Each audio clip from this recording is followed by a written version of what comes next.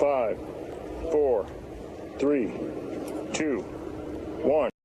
The year is 1934. The USCGC Mohawk Coast Guard cutter, designation WPG-78, is having the finishing touches applied prior to launch at Pusey and Jones Shipyard in Wilmington, Delaware. It is assigned patrol and general icebreaking duties on the Hudson and Delaware rivers shortly thereafter. Over 500 miles away, in Detroit, Michigan, a 10-year-old Ed March is in the 5th grade. Like many boys of the day, he enjoys playing sports and also the trumpet, and dreams of one day being an orchestra leader. Just 7 years later, the fates of both ship and boy would be forever intertwined. With the outbreak of World War II, and just 36 days before the bombing of Pearl Harbor, the Mohawk, in accordance with Executive Order No. 8929, was directed to serve as part of the U.S. Naval Forces.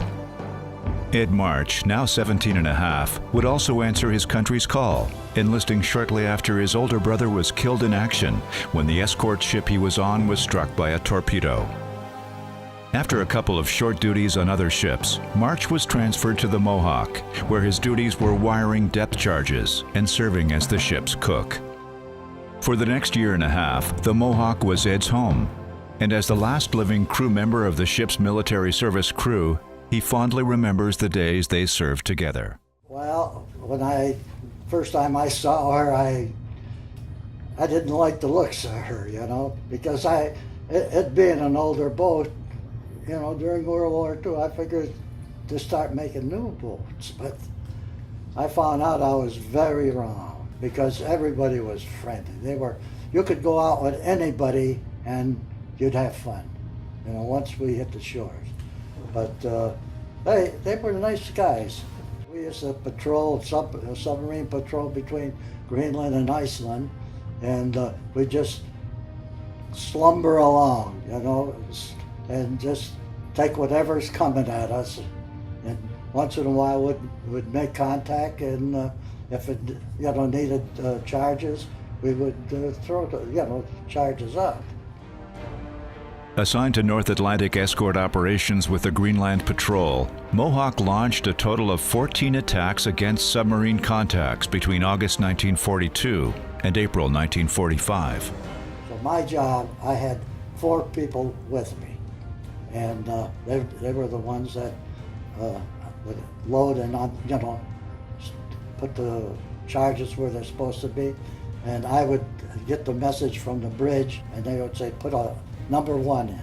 Next time we'd launch it, they'd put a 3 in. They had them from 1 to 3. So that's what my job was. And then if they said footage, they told me, well, it was like 25 for each click, 25 feet. So I just count the clicks. 1, 2, 3, 4, 5, 6. That's 150 feet, Mm-hmm. And I'd call the bridge, and they would ignite it, and boom. 5th of June, 1944. After confirming the weather would be clear enough to proceed, Mohawk was the last ship to radio General Dwight D. Eisenhower that the Normandy invasion, scheduled for the following morning, was a go. Shortly after the message was sent, she hit a submerged iceberg, sustaining a hole in her side. We were called to go out to help pull this ship, another cutter, off the ice. They were up on a berg. And when we pulled them off and start to go away, we hit one of these submerged bergs. You don't see them. They're there. And the hole was on the port side, right at the bow. And the hole, that was a good sized hole. You ride a motorcycle through it. Yeah, we sweat that one out, so we had to go back into Greenland through the fjords, which is a long passageway. And me being the cook, one day they had 4 guys in parkas. I mean, you'd think they were going to go live in an iceberg or something. They were standing out there with the pump airport, and this big giant comes in. I don't know if he was from Iceland, Iceland. And he come in there and he says, you got butter? And I said, what? You got butter? And he's just got a bathing suit on. ice cold out there? And I says, yeah. So I says, well, what do you want it for? Well, I didn't know. He rubbed it on and went down there. He's underwater in freezing water, and these guys are freezing out there on the deck.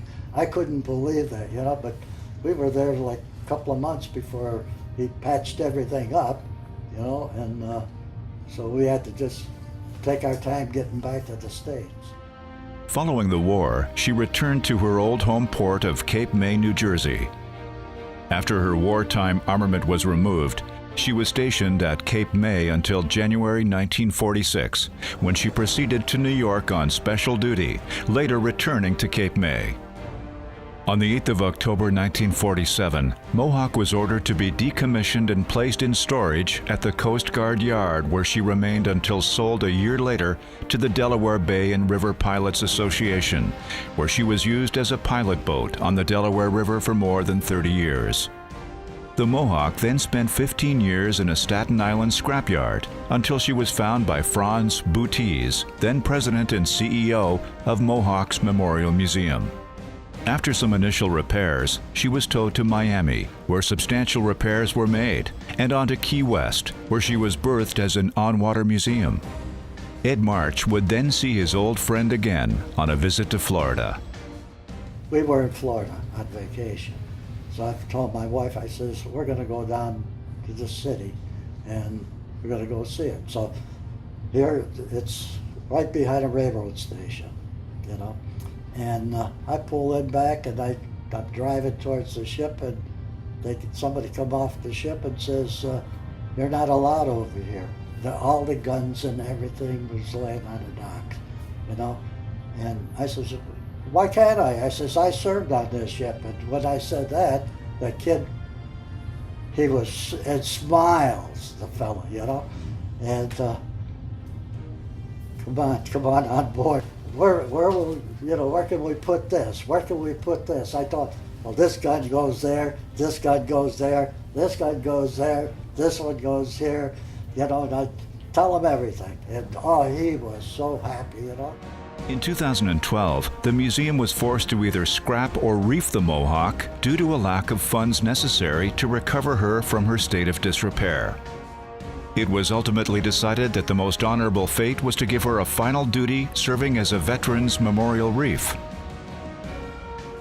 The Mohawk was then towed from Key West to Fort Myers, a short distance from where her former crew member had retired in Bonita Springs.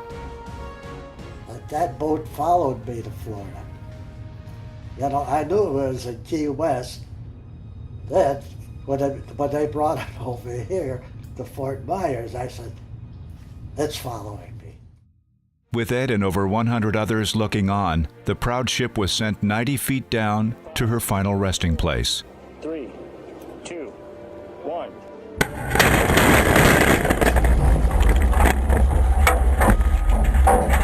Today, both ship and sailor call Southwest Florida home.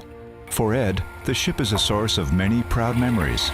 For the Mohawk, it is a chance to become the source of fond memories for her future visitors.